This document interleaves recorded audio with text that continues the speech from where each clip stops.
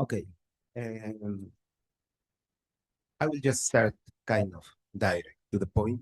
Very often when we talk about Mexico, we talk about the Day of the Dead, right? It's the biggest celebration. We celebrate with sugar skull, with food, candles, flowers. It's a big preparation. It's even more important that Christmas of New Year, we get back visitors, that there are no more here. It's a commitment that we as Mexicans, we do every time. And I have to say that to prepare this lecture was quite difficult for me because since death has been a very common topic in my work, it's always together with other topics, but this was specific, more or less how we as Mexicans approach to this thinking about the death. I will today try to bring you through the, let's say, like a flash, how things work in my brain sometimes, and how we are educated, and how we learn to understand things, and how the definition of death is having different cross points. And maybe it's not that logical of a structured way, but this is how my brains work, and we as Mexicans are educated. I will start just saying there is one term that is called maximalism, Mexican maximalism, and it's about how big is Mexico, how much it is, and all the context, cultural, social, personal related. You have to imagine Mexico City, 100, about 28 million inhabitants just in Mexico City. So I will start. The cult of life, it is truly profound and total. It is also the cult of death. The two are inseparable. A civilization that denies the death ends up denying life. Octavio Paz, Mexican writer, which it was writing a lot about the Mexican culture and the Mexican people. We are born and we grow up understanding also the Aztec culture. It's a very common way you are born, but especially later on I will take about this. I am half indigenous, like literally. You have to look at me, and then we grow up with this mix. Syncretism will be a key word in this lecture. It's this mix of different cultures, in this case, European and Aztec of indigenous from Mexico. My grandmother used to even don't speak Spanish. She speak like a language, an indigenous language. My mom stopped in a certain moment to do it, but I was growing up with a lot of rituals of that. The gods of the dead, Mictlantecutli and Mictecasihuatl, husband and wife. They were taking care for us when we died. For the Mexican philosophy, when we die, we came to this life not to live. We came to this life just to be on proof. For the Aztec mentality, be here, you became a warrior. And a warrior doesn't mean goes and kill people and fight. Means that you are really alive to die and to become again alive. So they say that we came here to suffer illness, worriness, suffering, but in the end, we are trying to reach the real life. And the real life is the underworld, is the world of those copies. This is another example of how we deal with life. Ipetotec is the god of the goldsmiths. Ipetotec was symbol for the rebirth and the renewal.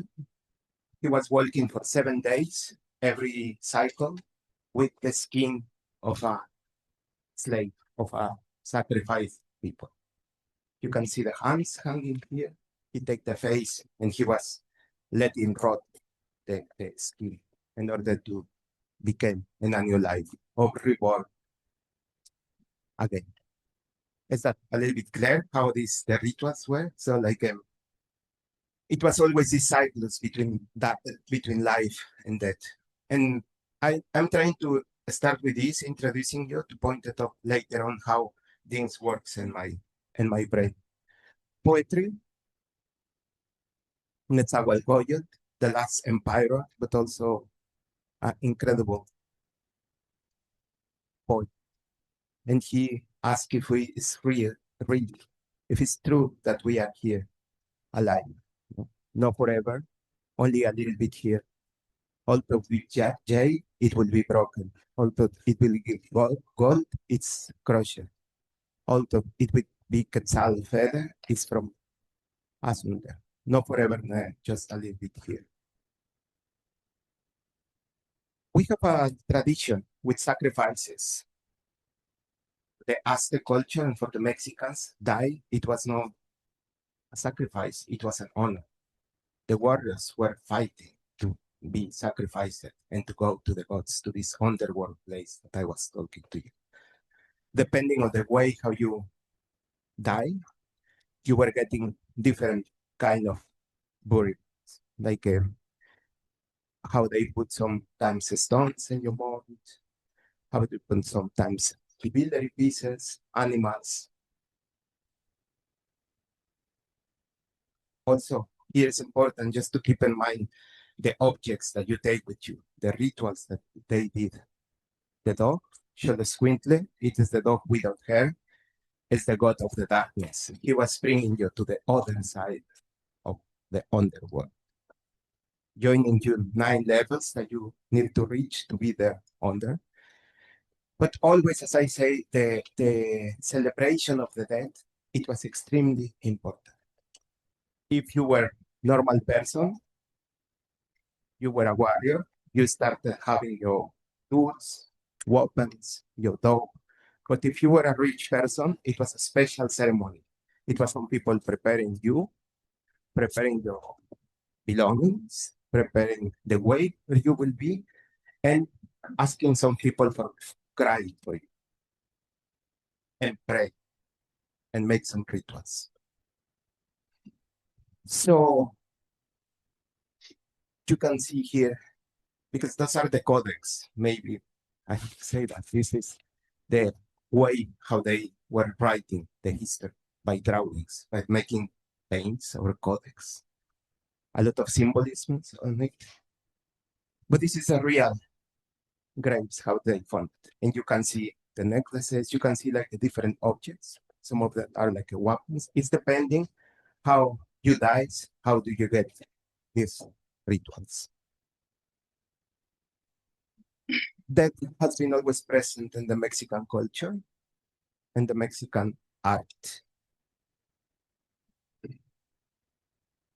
La Catrina is a symbol of the most social critical point from the dead, starting from the engraver who made popular this. It was Guadalupe Posada, but he didn't invent that. He made popular, I will tell you later where is the Catrina coming from, but he made popular by this Guadalupe Posada. Diego Rivera took it and he started to represent in this mural who was representing the Mexican culture, the bourgeoisie, but also the people, and then became like some folklore and some social things. And they, especially Frida Kahlo and Diego Rivera, they started doing this representation, contemporary representation of the dead. Also, in some cases, like a contemporary art work, like Teresa Margolles was talking about the dead in a contemporary way. This means some years ago, she started working with some human remains from dead people found in the street. And I have to think yesterday when Heiner was giving the talk about this representation of the graves, because she did this kind of casting of the bodies that were almost in putrefaction, and you can see some hairs, and this became kind of sarcophags, and this is the name of the work. Also, the blankets that they used to get people from the streets, and when people doesn't have money to pay, so she exchanged with some people some links of path. This is the tongue of a criminal. and she paid the funeral. It's a little bit creepy, but it's very touching in a way because it's the representation of. I don't want to talk bad about Mexico. It's just this is also some of the realities that you kind of grow up thinking and having this in your mind. Another case of her, I don't want to explain everything, just this. These are copies of the jewelry pieces of the drugs dealer, exactly copies with a lot of images, religious images of the heroes. But the green and the white stones that you see as stones, there are glasses from the cars that they were shipped. So the glasses got in the bodies of the people and she took it out and she replaced the diamonds and the esmeraldas and the jewelry pieces. So materiality and thinking conceptual about the materials. As for me, refers a lot to this.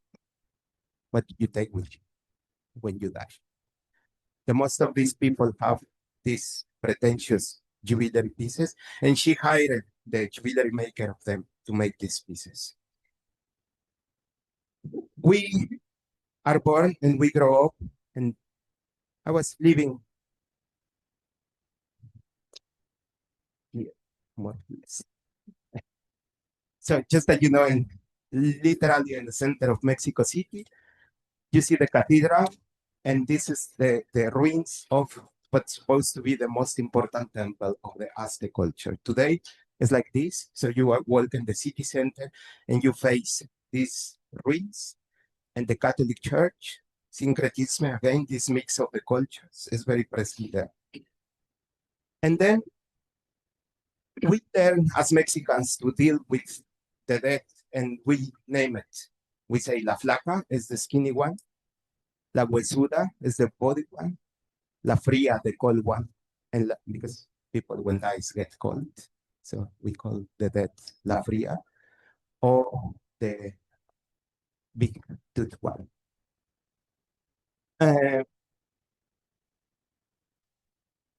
For many years, it was just like a one wall of carved skulls on the stone, and it's called Sompan. The Aztecs cut the head of the people. Yeah, it's very weird about this, what they did. And then they make like a kind of wall, and it was to impress the people to show how powerful they were, the codex. But it was a lot of hesitations about if this was a real thing. And more or less 6, 7 years ago, they found it, and it was real one. And they still working. It's not open for the public, but still working on renovate the whole wall. And they have about 700 human skulls. And then, as contrast of the absurdity, we learn from small childs, we get these skulls and sugar, and we learn to eat our own death in a sweet way. So normally you get with your name on the top. So my mom was giving us, and that was a pleasure to eat with chocolate. So some examples of the artist, but I want to start here. Okay. I told you I was born and grew up in a low-class family in Mexico City, no understanding a lot about art, but more about surviving. I told you this just to share. It's no, I never try to victimize. It's just a situation that I grow up. But in a certain point, I discovered that I have a family, Manuel Manilla, which was the one who invented the Catrines. And he was a very famous engraver in Mexico. He was critical, stubborn, and he created this kind of social critique. He was persecuted by the government, and he disappeared. So even when people say that he dies because of some illness, that's not true. And the family, we know he just disappeared. So disappearing sometimes is part of the life. But Mexico is very absurd. and sometimes it's surreal. That's surreal uh, that when Dali, just give me a second. When Dali went to Mexico, he said, there is no way I'm going back to Mexico. I can stand to be in a country that is more surreal than my pain. And he never came back. And I guess sometimes syncretism again. I don't know if you can see what is this. This is like the Star Wars, a mix with the Virgin of Mexico. Yeah. What? I grew up with this religion. It's the Holy Dead. It's like the Maria of Mexico. You can see here. And it's not just something fancy, it's kind of protection of amulet.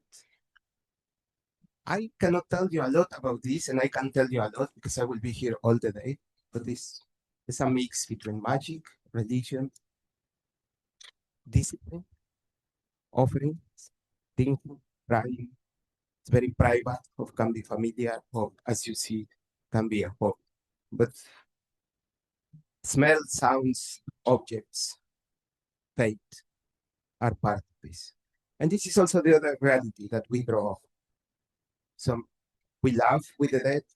We see Mexico is very strong to make this kind of newspapers, terrible things. But this is when you walk to the school, when you are a small child, you see this kind of images, and then you go to the cemetery and you go to the church and you see this Jesus full of blood, and then how we can grow up with a normal brain?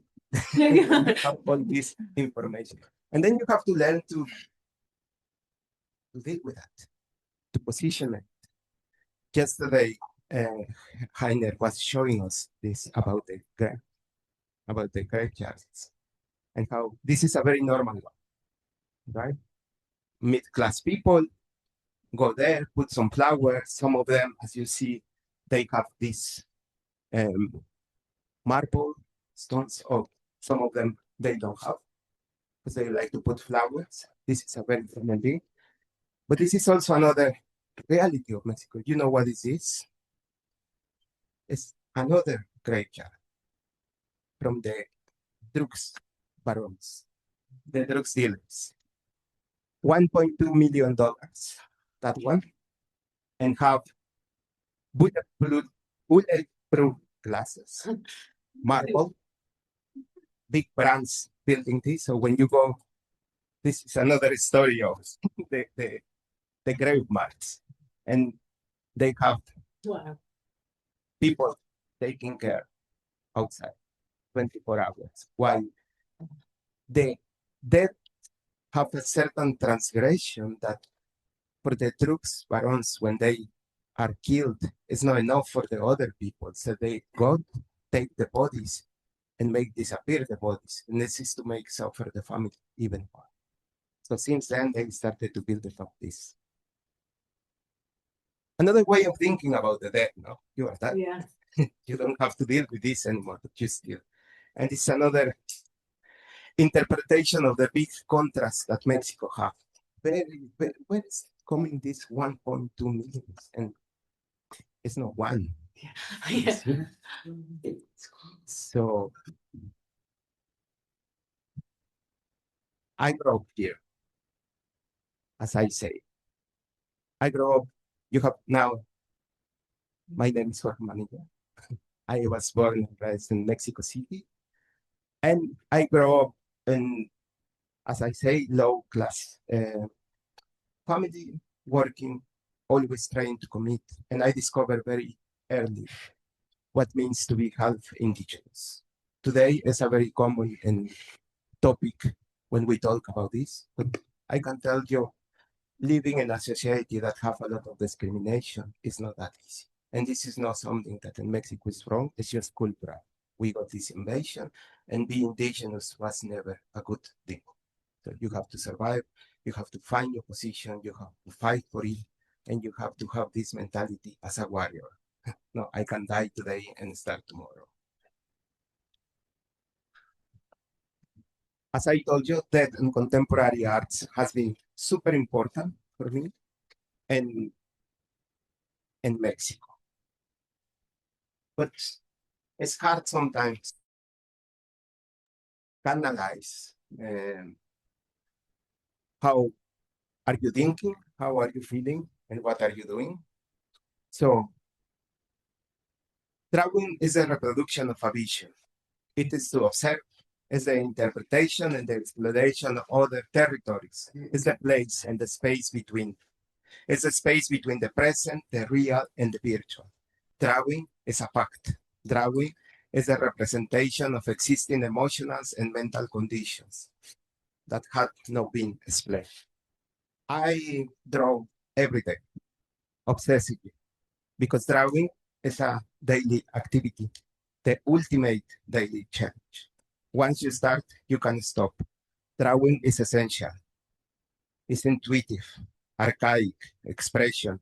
It's a subjective expression, abstract sequences of shapes, symbols, and signs. It is fast. It is easy. It's intentional. It makes the process easier. It's a tool. Drawing is for everyone. It's spontaneous. It's an ontological. There are gestures. It's historical. There is a composition. Drawing is the new notebook to gain the new perception of life. It is creating new connections, creating new patterns. It's solitary, it's autonomous. It's what it is. It completes itself. It's mostly handmade. It's intimate. It's a process. There are decisions. It's an actions to observe. So as you see, drawing for me is a kind of catalysator of the way how I feel, how I think, and I do every day. I will say something about the materials. For me, my materials are mostly organic materials.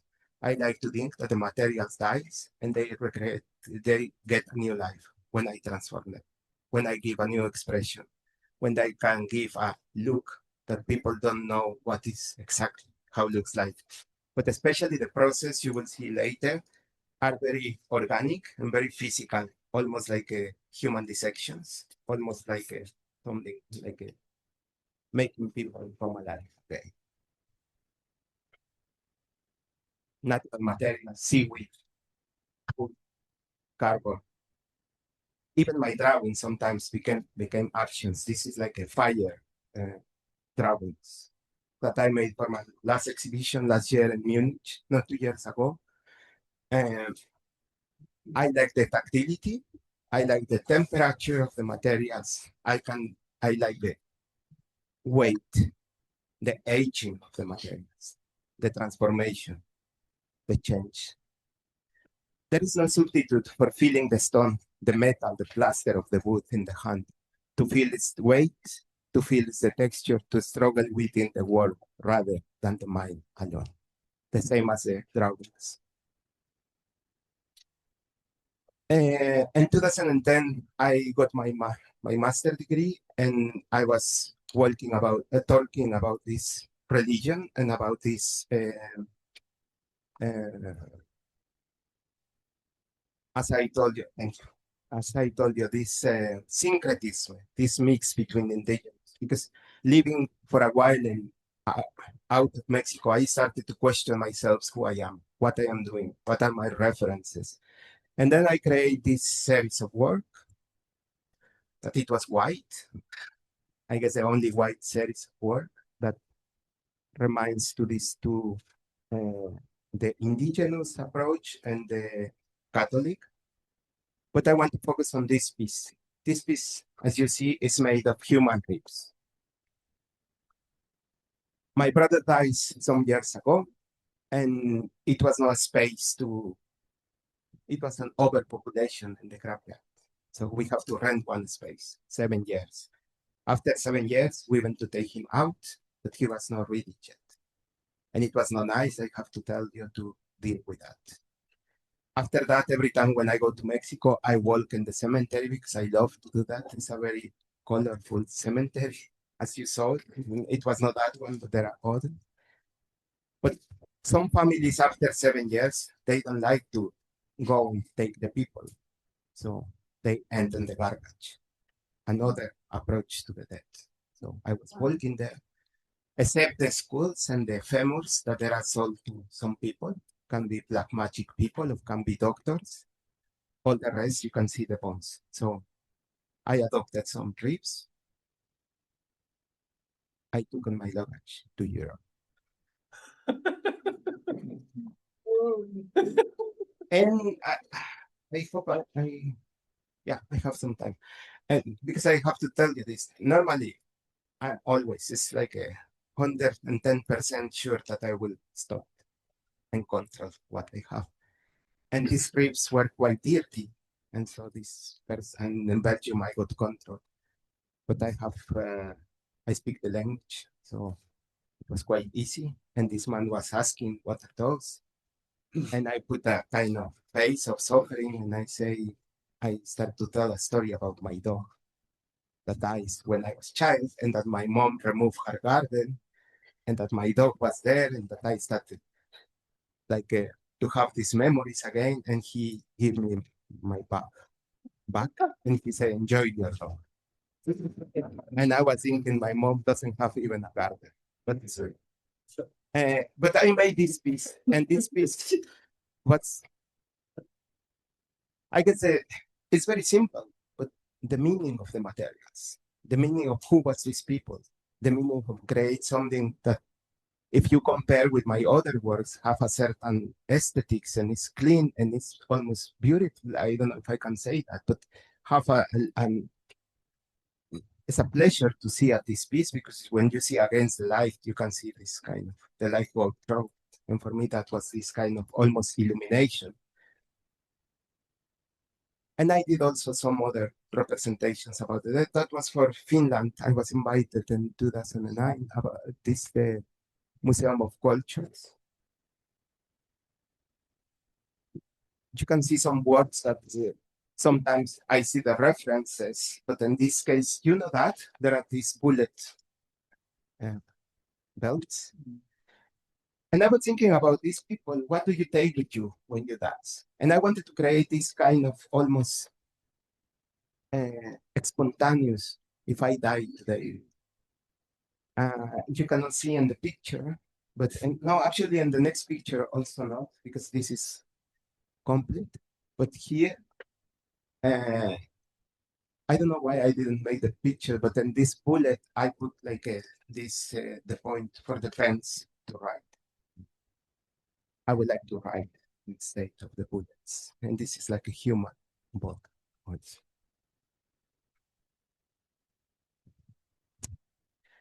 I was told very often that we were born in a place that in some places they say that the human is made of clay, of the human is made of that, of that the creator of God, of something like that. In Mexico, we are told that we were made of corn. We have different colors. And after a while, I discovered that when Spanish people came to Mexico, they had these Jesus and these big images made of carved wood, which was very heavy. But the indigenous people grow up with this kind of skills, and they say, why I have to carry on this body so heavy for so long? So they were making before some images made of corn pasta and some structure. I would say it's called carrizo, it's like a bamboo, and they made some structures, and you can see here how they fill it up. It's in a very light material, so you will see a lot of Jesus and images that are huge. But as you can see, the representations from many years before, and they started to recreate. Not only that, but they kind of feel identified their own death with the death of Jesus, that he was suffering, he was being loved, he was punished, he was. And they started to make this kind of the Mexican Jesus, of the Mexican Christus, which is very bloody. And the suffering you can find back in the of the Mexican, especially in the Mexican culture.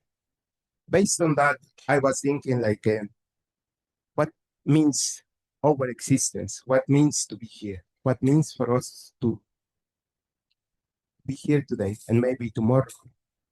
And I started to appreciate each part of my body, of myself, thinking about me as human, me as something. And then I made this piece. This is carved wood, just branches that I was collecting in my everyday walk. And then I used this corn pasta and some natural glues to make this piece happen. And then again, other interpretations about the dates and some in 2000, between 2010 and 12, I went through a very dark period. I'm not that dark as people think.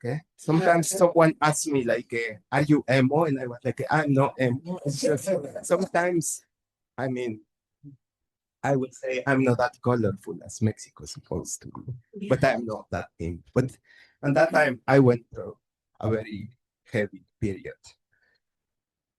That I was thinking again about the existence and about how much we destroy, and after we regret and we try to repair, and there are scares, and you can get over, but some things reminds stay there. And I made this series of pieces that I exhibited in 2012 in Platina in Stockholm, and those are like volumes in leather, for me, organs or limbs of people that I destroyed myself. And after I tried to repair, and after I regret and was given a better place. And some people was thinking that I was heartbroken because the title is Dust of a Broken Love, but it was not about a relationship. Yeah, also, but it was also about family, about the roots, about we as human beings. And then the year after became this thinking again about violence in my country and violence. Why I choose these topics? I have an obsession to read or hear the news every day in the morning. And then it's very hard to live in another country and see that your family or your people or your relatives are living in the same place. So, and I started thinking about violence and violence. And we think sometimes a lot of blood, but I think everything can be violent. If someone dies, it's violent. If the birth of a child is violent. Stopping a relation is violent. Kill someone is violent. You know, it's like a, and violence for me, natural disaster is violent. And for me, in my definition, I realize that violence is the moment that you cannot control the situation. So I start to make these pieces in a very organic way, like a kind of blind casting of these bio-resin pieces to create this kind of shapes that looks like something is melting or getting destroyed or almost getting in decay. Related to this topic, I started to hear in the news that they changed the names of the killed people in the streets of Mexico. So again, you see how I am coming from different approaches to the death. Killed people in Mexico, they changed the names for numbers. Before you can write the name and some characteristics of the people, but then start to become numbers. And for me, that was very dramatic. I'm sorry for this image, but this is what it is. They started to find a lot of bodies like that. And those are like some tools they call. And you can see that the tools are made by mostly Versace and gold for the police and for the criminals. And that was for me so absurd. Some more skills, materials.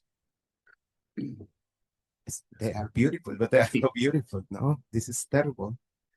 And then is to have results like that. So I started to think how we get used to situations, and sometimes we hear the news, and the first time we feel like very impressed, but with the time you start to get used to that.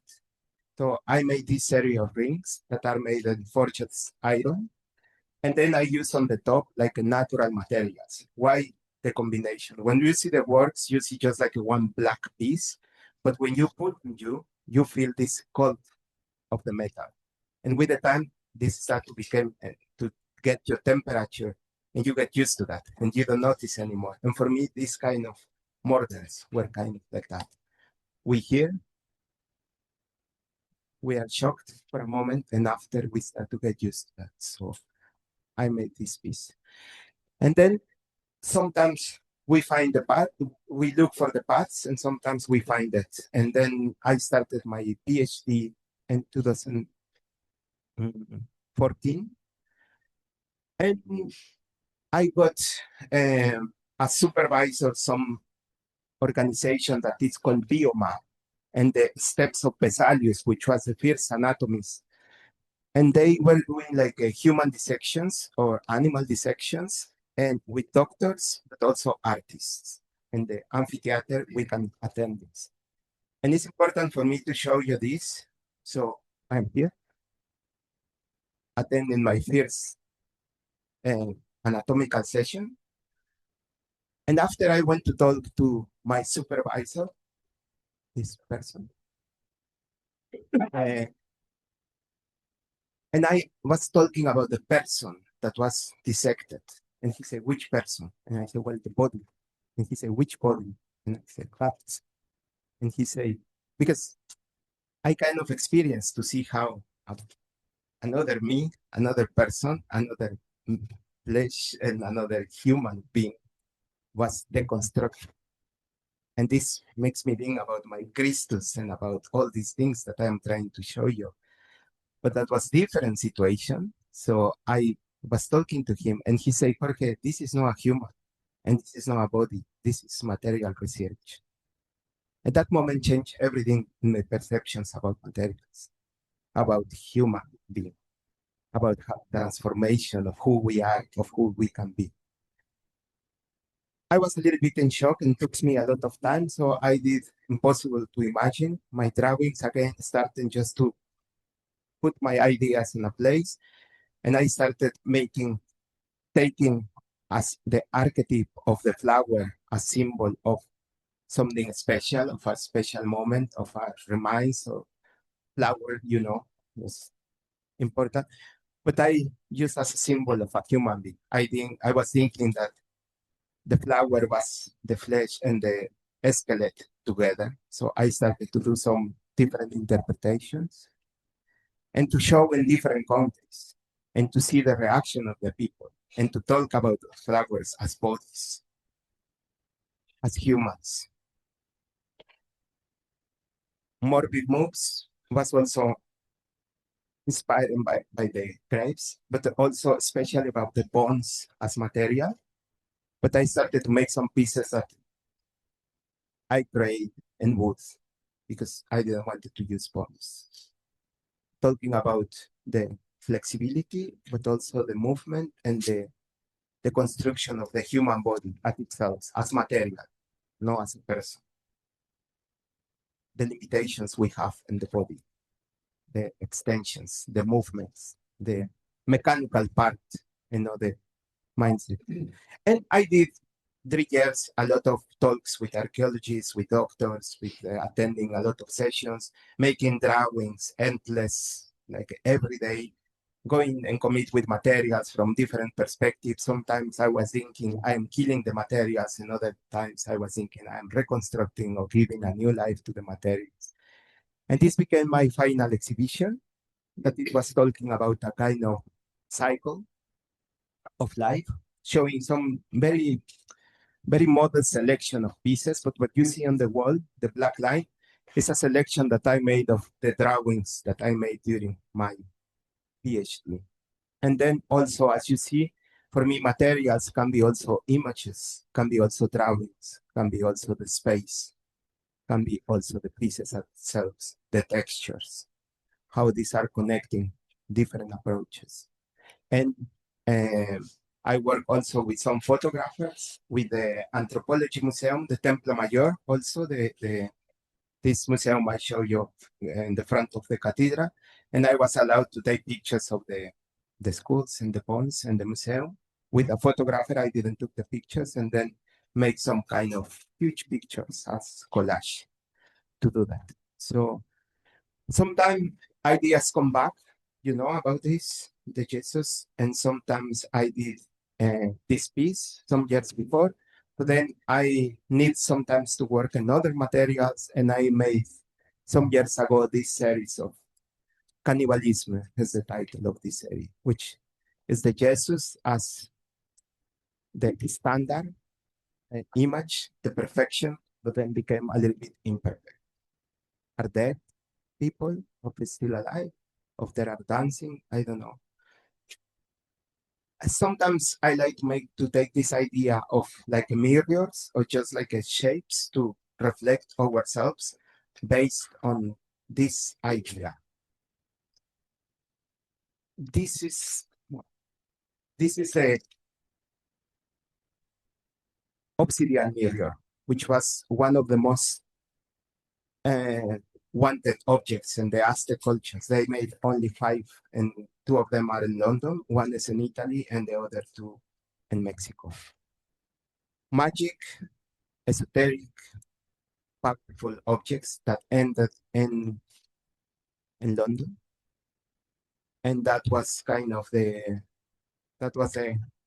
advisor of one of the queens there, like about to read the future.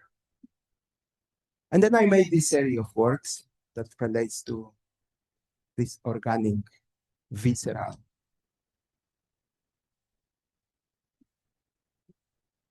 idea of look at ourselves, but also kind of protections. I will just go now because I'm almost ending.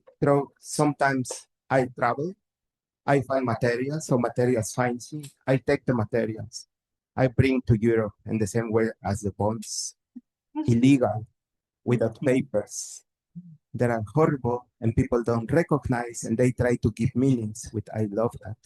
This is Turbidea Antarctica or Cochayuyo. This is a kind of seaweed that I found in Chile and Villa del Mar. And I ship it in my luggage, like 35 of those packages to make tryouts. I dissect it, cut it,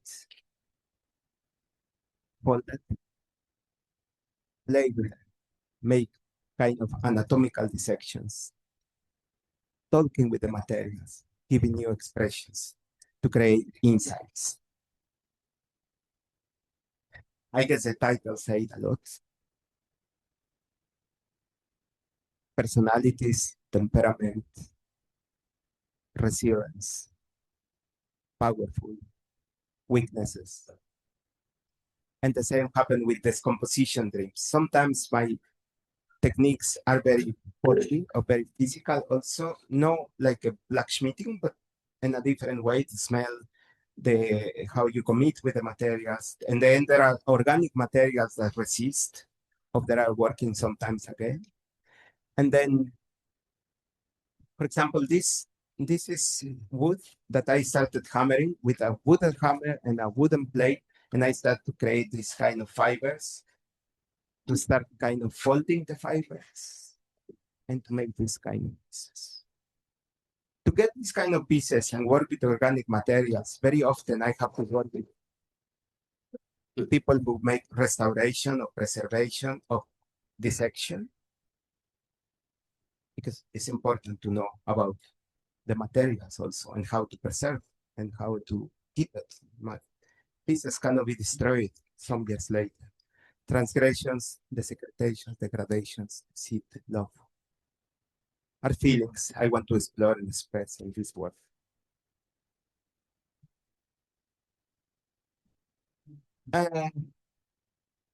This kind of esoterical approach, magic, human, indigenous, animal, I like always to bring back. So sometimes I like to work with leather and to shape it and to pull it and to build some things up and to make go in dialogue with the people. And then I made in 24 these primitive impulses based on some primitive tools, but for me, I made more like emotional tools. And then I had a very big mystic and magic exhibition in Munich, very dark. in a place. I don't have a picture, but you can see some of these works here in the exhibition. I like to pendle, how to go from one material to the other, using techniques like a casting that kind of force the material to go to another direction. Go back to my references. Do you remember the first image when people was looking for this, for the tears? Well, those are small objects in ceramic that they were used for that. They were collecting the tears and they were given to the in the funeral to the people as present. I found these pieces last summer in the market, and I just made some rings of that. For me, it was nothing more poetical than give some tears as present. And sometimes I like to carve also stones, and I like to bring some representations of the imperfection and to do some just those works are not really series. That I made some pieces and it's just to disconnect my brains. I'm a little bit workaholic, as you can see, I guess. I use every single minute of my day to do something. And I will conclude with this penitentiary of El Topo Chico in Mexico. That was the only prison that was closed because they couldn't get underground control. They got a huge amount of weapons, and it was also because they killed. Inside, they found a lot of altars from this religion, that it was protections. Today, it's very linked to criminals, but I have to say it's not that. Yeah. Uh, and I got so attached because this prison now is abandoned, and I believe in some power that stay in the places, and they found all these weapons. You know, these weapons killed a lot of people, and they are made of the most simple materials that they have time, they have passions, and they are shaping for months to kill someone. So having this mentality of be passionate to create something, I started to make my own knives. But there are no sharp, they cannot cut, and they cannot hurt you. And this is a work in progress that's still growing up. And that's it.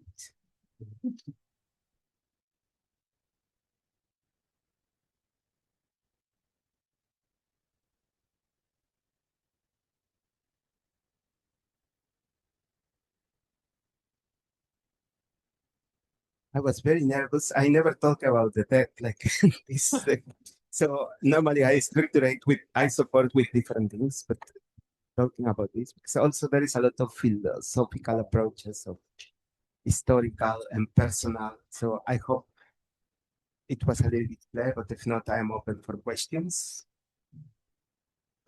So you talk a lot about how you work with different materials, and I can imagine working with the bones that there is an energy connected to those materials of like a living person being. Do you feel that when you're working with these materials that have their own energy, that sometimes they speak more than what you had in mind, so that they create their own, yeah, what they want to be by themselves? I know that's a bit of an odd question, but it's a very animistic approach to material. No, of course. I think the most difficult thing, I, I consider that natural materials are beautiful as themselves, and they have such power and strength that it's very difficult to do something better with them. And this is the point that sometimes I don't transform 100%, and sometimes I fully transform. I can make powder of it and then start to create a new material with that you don't see or you don't identify. I didn't say it, but in a lot of the works, there is like powder of bones, of charcoal, pigments, ashes, so that I mix. And this is why you see always this loop material. And this is this kind of transformation also as in the past of with the people. And talking about energy, I think materials have energy at themselves, but I like also to don't think about that because I like also to connect and have this dialogue with the materials and this kind of tactile experience, and then have this connection and go and talk with the materials and deal, as you saw, these coated pieces, and this is like a the material resist. They don't want to become something. And talking by them and trying to get to know them and trying to force them a little bit, I kind of transform that. And I guess this is a very human aspect. Like we also don't want to go to work and we have to, and we are kind of, like this is a very stupid example, but sometimes there are things that we don't want in life. And with the time, we start to get shaped in that direction.